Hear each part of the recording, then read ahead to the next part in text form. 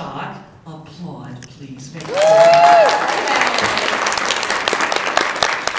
a friend for a long time. We're blessed to have you to start the day with us. Terri is best known for writing contemporary, up all night suspense novels. All her readers had bags under their eyes for those labors. And her latest release is Double Minds, which we saw the cover of. It looks fabulous as always. Terri, one of the things I love about you is your story, is what brought you to Christian fiction. A decade ago, you were an award-winning secular novelist, but something happened in your heart and in your life that brought you to Christian fiction. Tell us about that. Well, I went into the secular market about 25 years ago, planning to write clean romances.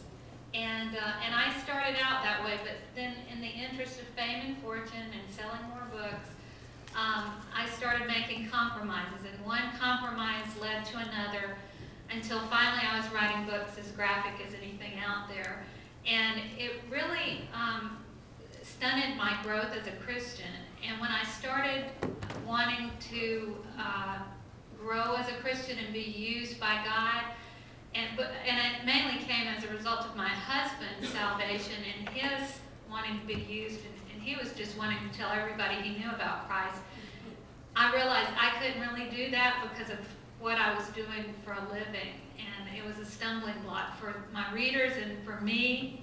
And I finally came to a place where I got down on my knees and repented of it. And I didn't know if I could come into the Christian market because I was tainted, but God just has a way of giving people second chances. And so I moved into the Christian market and started writing suspense because that's what I was reading at the time. And I've been doing that ever since, and it's just been great fun, and God has blessed it so much, just more than I could ever hope or imagine. So I'm really glad I did it. We're really glad you did it too. Yeah. And the happy news is, beloved, we're all tainted. You know, it's like part of the package. So all of us bring to our writing broken stuff, and that's, I think, really what makes us writers. We long to get it on the page, especially in the mouths and lives of other people instead of ourselves. Of course, that comes out anyway, doesn't it? Absolutely does. A question for you guys, for our dear Terri. Who has a question for her? Just jump right in. Don't be shy.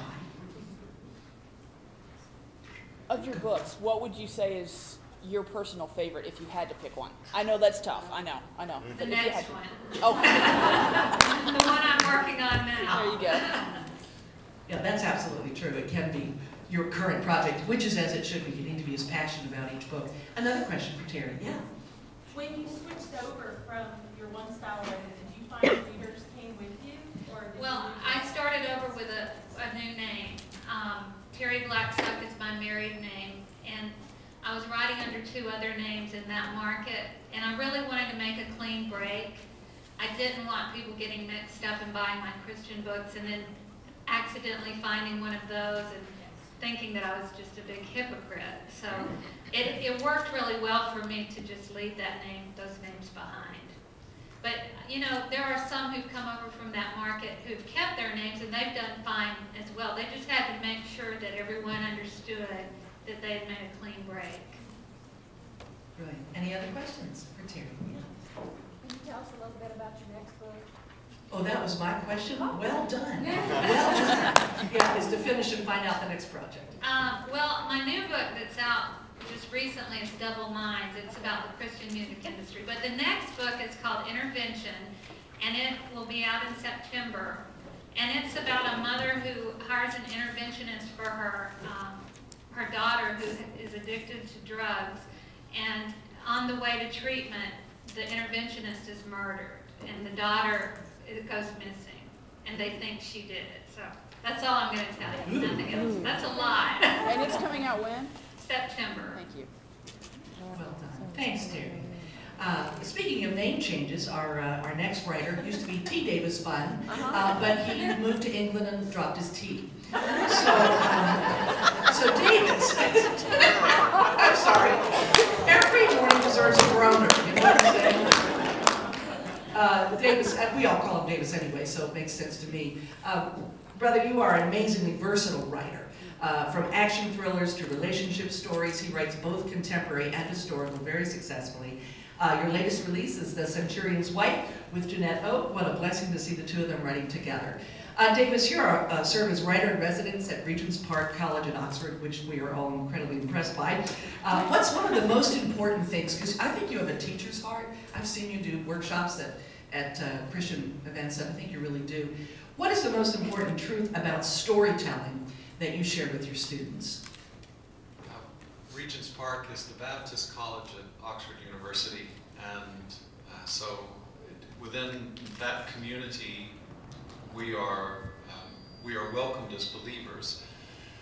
But and at Regent's, about half of the students are there studying for the ministry.